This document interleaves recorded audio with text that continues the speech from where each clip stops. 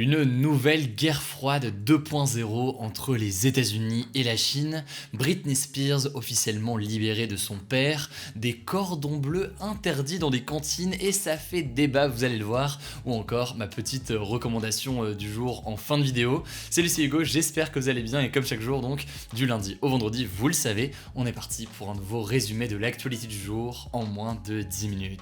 Et avant de parler de tous ces sujets, on commence tout de suite avec toute autre chose, un sujet très important. On va parler du hashtag double peine qui circule beaucoup sur les réseaux sociaux depuis quelques jours et qui mérite d'être expliqué. En fait, tout a commencé ce mardi avec une série de tweets de l'activiste féministe Anna Toumazov pour pointer du doigt tout simplement le mauvais traitement des victimes de viol au commissariat de Montpellier. En gros, de nombreuses femmes ont témoigné auprès d'Anna ces derniers jours en expliquant que, en se rendant à ce commissariat de Montpellier, elles avaient fait face à des policiers qui leur racontaient notamment que une personne qui avait bu était selon eux forcément consentante pour un rapport sexuel ou encore que porter plainte pour un viol était selon eux pas utile. Et au-delà de ce commissariat à Montpellier, des témoignages ont commencé à arriver sur d'autres commissariats, ce qui lui a donc donné l'idée de créer le hashtag double peine avec la journaliste Constance Villanova pour recueillir donc un maximum de témoignages. Et ces témoignages, ils ont entraîné des soutiens, notamment de la part du collectif Nous Toutes,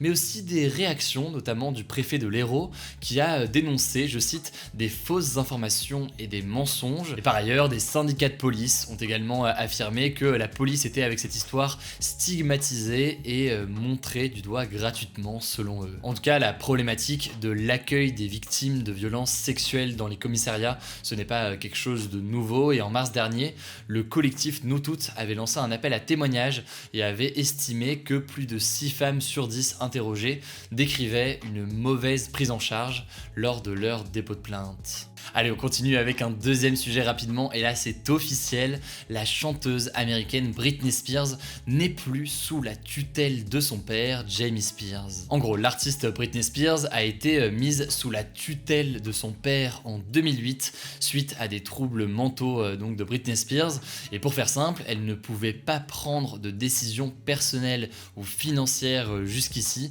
et donc depuis 2008 sans l'accord de son père. Ça peut être tout simplement pour faire des achats, ça peut être sur le fait d'avoir un enfant ou non, etc. Alors pendant longtemps, Britney Spears ne s'était jamais exprimée sur cette tutelle, mais au mois de juillet, elle a finalement avoué qu'elle jugeait cette tutelle par son père abusive et qu'elle ne voulait plus que son père prenne du coup des décisions pour elle. Et finalement donc, ce mercredi, un tribunal de Los Angeles a décidé que ce n'est désormais plus son père qui a la responsabilité de sa tutelle, mais à la place un expert comptable que Britney Spears a choisi. Voilà, c'est donc un changement important pour Britney Spears qui était attendu par beaucoup, et même si elle n'est pas encore libre de toutes ses décisions, vu que la justice veut la maintenir sous tutelle de personnes qui donc vont pouvoir l'aider à prendre ses différentes décisions, et bien au moins elle est libre de son père, et c'est un sujet qui faisait beaucoup parler donc ces derniers jours. Si vous voulez plus d'infos là-dessus, je vous renvoie vers la vidéo de Seb qui a été postée sur sa chaîne,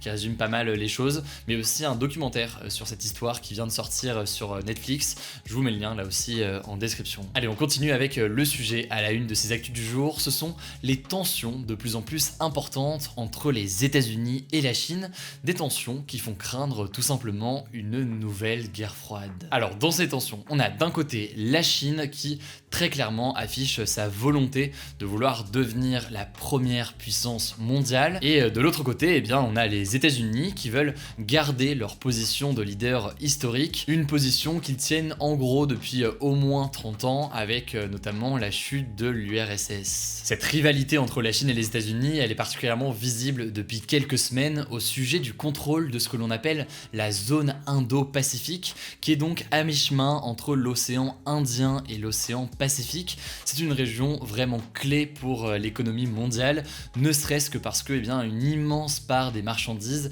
passe par ces routes maritimes aujourd'hui. Alors on en a pas mal parlé la semaine dernière, en fait c'est une zone où les États-Unis essaient de multiplier des alliances militaires pour faire face à la Chine et c'est notamment pour ça qu'elle a constitué ce fameux partenariat AUKUS avec l'Australie et le Royaume-Uni pour tout simplement équiper l'Australie en sous-marins et créer des véritables liens entre leurs armées respectives. Ces alliances militaires se font donc dans un contexte de tension importante entre les deux puissances. Et pour citer quelques exemples, les États-Unis reprochent à la Chine de ne pas respecter les droits de l'homme, notamment au sujet de la minorité musulmane ouïghour qui est présente en Chine.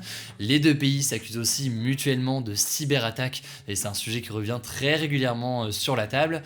Et enfin, ils s'affrontent aussi sur la question de Taïwan, une île située au large de la Chine, un pays qui revendique une certaine indépendance, mais que la Chine revendique comme étant son territoire. Alors toutes ces tensions font craindre un potentiel conflit armé. Certains médias, comme le Financial Times, parlent même de la perspective d'une nouvelle guerre froide 2.0, notamment lorsque ces alliances militaires se multiplient comme ça des deux côtés.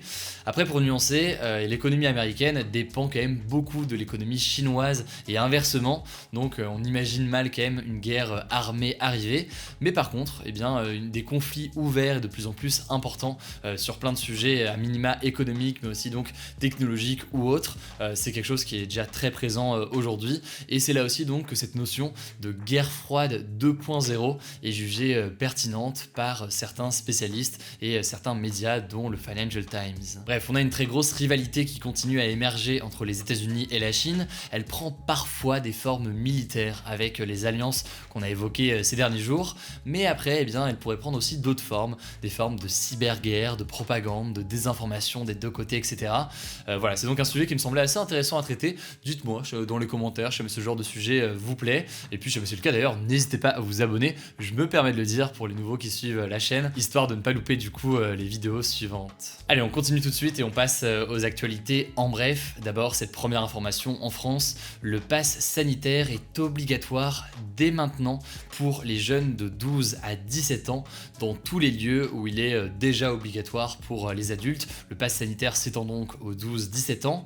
Et d'ailleurs là-dessus, le gouvernement a ouvert la porte à la possibilité d'utiliser le pass sanitaire jusqu'à l'été prochain, donc jusqu'à l'été 2022. Et donc dire ça, ça veut pas dire qu'il y aura forcément le pass sanitaire obligatoire dans tous les lieux jusqu'à l'été 2022. Surtout d'ailleurs que les chiffres ces derniers jours sont plutôt bons et que le gouvernement a aussi exprimé une volonté potentiellement d'abaisser et d'alléger, disons, les mesures.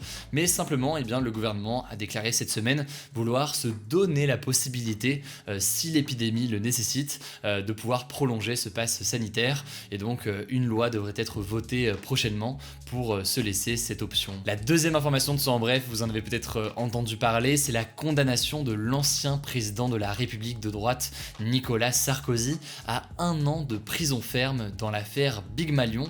Alors, sans rentrer dans les détails, il a été reconnu coupable de financement illégal de campagne électorale, c'est-à-dire qu'il a laissé les personnes qui géraient sa campagne présidentielle de 2012 dépenser trop d'argent, 20 millions d'euros en trop quand même, 20 millions de plus que ce qui est autorisé par la loi pour une campagne présidentielle.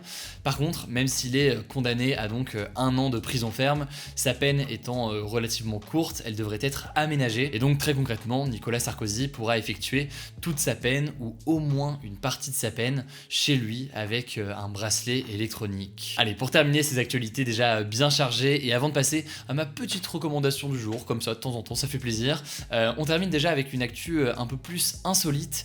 Il n'y aura plus de cordon bleu dans les cantines des écoles de la ville de Lyon. En fait, c'est une décision qui a été prise par la mairie écologiste pour avoir une alimentation plus saine dans les cantines et moins de produits industriels transformés.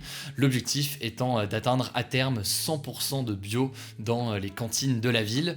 En tout cas, cette mesure d'arrêt du cordon bleu a fait pas mal réagir sur les réseaux sociaux, certains jugeant qu'on pouvait tout à fait avoir un cordon bleu bio et pas industriel. Et voilà, là-dessus je vous passe tous les détails de ce cordon bleu gate qui a pas mal agité les réseaux sociaux aujourd'hui. Mais au passage, donc aujourd'hui, petite recommandation, je le fais pas tous les jours dans ce format, hein, mais je me dis que de temps en temps, s'il y a des choses qui me plaisent, que je juge assez intéressantes ou utiles ou sympas, je me dis autant vous les partager. Aujourd'hui, c'est ce livre de Frédéric Seize, qui est un éditorialiste sur France Culture, qui fait chaque matin une sorte de billet politique, enfin c'est le nom, le billet politique, qui est une sorte d'analyse et de chronique et d'analyse sur un événement politique dans l'actualité principalement française. Il en a fait un livre en fait où c'est une sorte de compilation avec aussi des inédits de ces billets politiques qu'il a fait durant le quinquennat d'Emmanuel Macron. Alors c'est des analyses, hein, donc on n'est pas obligé d'être forcément d'accord avec lui ou quoi, mais c'est toujours bien argumenté, donc c'est intéressant d'avoir avoir son angle sur ces différents sujets. Je trouve ça super intéressant. Bref, du coup, je vous le recommande, le livre, mais aussi ces billets politiques qu'il fait chaque matin à la radio. Moi, je les écoute en podcast, donc vous pouvez taper billets politiques sur votre application de podcast pour les écouter si ça vous intéresse. Pas de débat hier, pas de débat non plus aujourd'hui. Du coup, c'est tout pour ce nouveau résumé de l'actualité en moins de 10 minutes. N'hésitez pas donc à vous abonner, mais c'est pas encore le cas, pour ne pas louper les vidéos suivantes. Rendez-vous sur Instagram aussi, vous le savez, pour d'autres contenus. Prenez soin de vous, prenez soin de vos proches, et on se dit à demain pour une nouvelle vidéo.